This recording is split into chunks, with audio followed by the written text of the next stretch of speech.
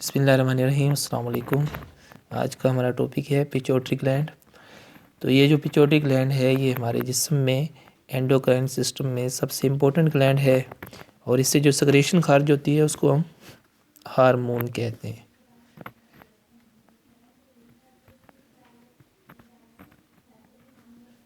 उसको हम हार्मोन कहते हैं और इसकी जो शेप के बारे में अगर बात करें तो ये पी शेप्ड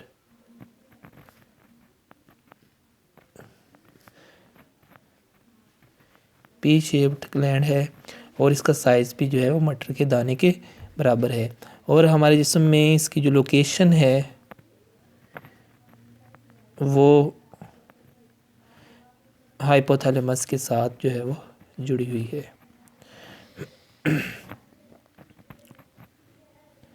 हाइपोथैलेमस के साथ जो है वो जुड़ी हुई है इसकी लोकेशन। और इसको हम एंटी डायबिटिक हार्मोन कहते हैं क्योंकि जो है वो दूसरे ग्लैंड्स के ऊपर भी अपनी सेक्रेशन डालता है जिसको वर्क करने के लिए तैयार करता है और ये जो है वो ख़ुद भी सेक्रेशन खारिज करके हमारे जिस्म पे असरअंदाज होता है। तो इसकी अगर हम पार्ट्स के बारे में बात करें तो इसके दो पार्ट्स हैं जिसको हम लोब्स भी कहते हैं। सबसे पहला है इंटीरियर लोब जबकि दूसरा है पोस्टीरियर लोब। इंटीरियर और पोस्टीरियर, तो इंटीरियर लोब से एक हार्मोन खारिज होता है जिसको हम ट्रॉपिक हार्मोन कहते हैं। Tropic hormone. और इसका जो दूसरा नेम है उसको हम कहते हैं ग्रोथ हार्मोन।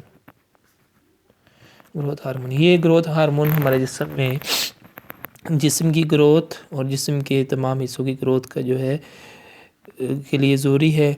अब इसकी तीन कंडीशन है। नंबर 1 ड्वार्फिज्म, नंबर 2 जाइगनेटिज्म और तीसरी जो है वो एक्रोमेगली है।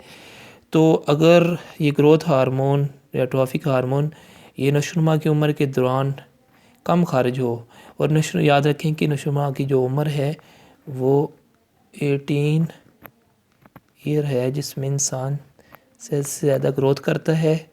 तो अगर नशोनुमा की उम्र के दौरान ये ज़्यादा से ज़्यादा कम खारिज हो तो इससे जो कंडीशन बनती है उसको हम ड्वार्फिज्म कहते हैं, बोनापन, जिससे बंदे का कद छोटा हो जाता है।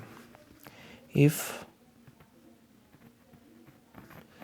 ग्रोथ हार्मोन अगर ये नशोनुमा के दौरान कम खारिज हो, हार्मोन रिलीज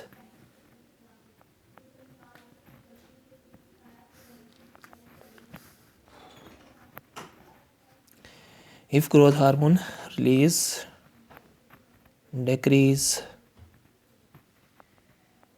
during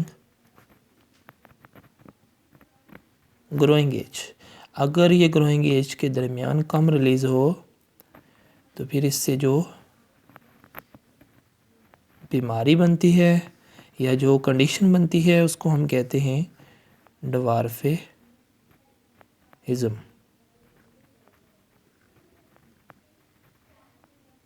ये इसकी एक कंडीशन है। लेकिन अगर ये ग्रोथ हार्मोन ज़्यादा से ज़्यादा इंक्रीज़ हो ड्यूरिंग द ग्रोइंग एज यानी कि ग्रोइंग एज के दरमियान, तो इससे जो कंडीशन बनती है उसको हम जैगनेटिज्म कहते हैं, जिस पे हाथ पाँव लंबे हो जाते हैं। इसको हम लिख लेते हैं डेफिनेशन को। If growth hormone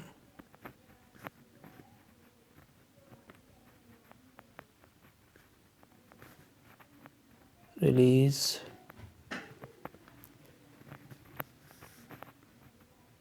more during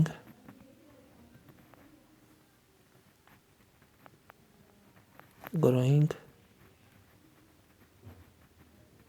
as, अगर ग्रोइंग एज के दरमियान ये ज़्यादा से ज़्यादा खारिज हो तो इस दौरान जो कंडीशन बनती है उसको हम कहते हैं जैगनेटिज्म। लेकिन इसकी जो तीसरी कंडीशन है उसको हम एक्रोमेगली कहते हैं।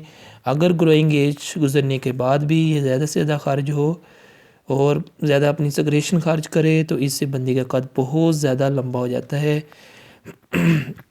जिसको हम एक्रोमेगली कहते हैं। If growth hormone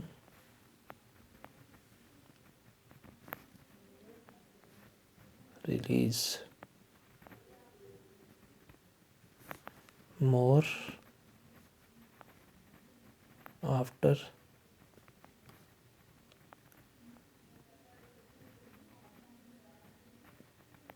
growing age।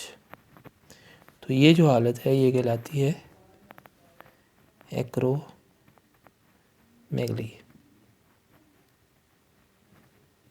तो ये हमारा टॉपिक था पिट्यूटरी ग्लैंड का एंटीरियर लोब हमने करना है बस आज। तो इसमें सबसे पहले मैंने हार्मोन बताया है और इसकी शेप बताई है,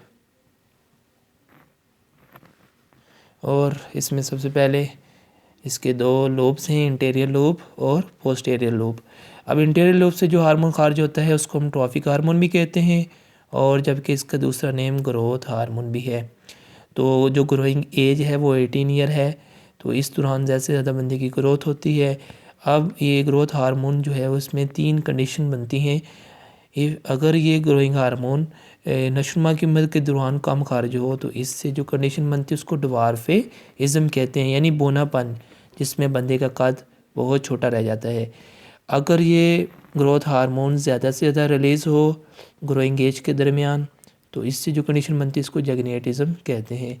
अगर ये ग्रोइंग एज गुजरने के बाद भी अगर ज़्यादा से ज़्यादा खारिज हो तो इससे बंदे का कद बहुत लंबा हो जाता है, जिसको हम एक्रोमेगली कहते हैं। ठीक है, अस्सलाम वालेकुम। यहाँ पे हमारा टॉपिक ख़त्म होता है।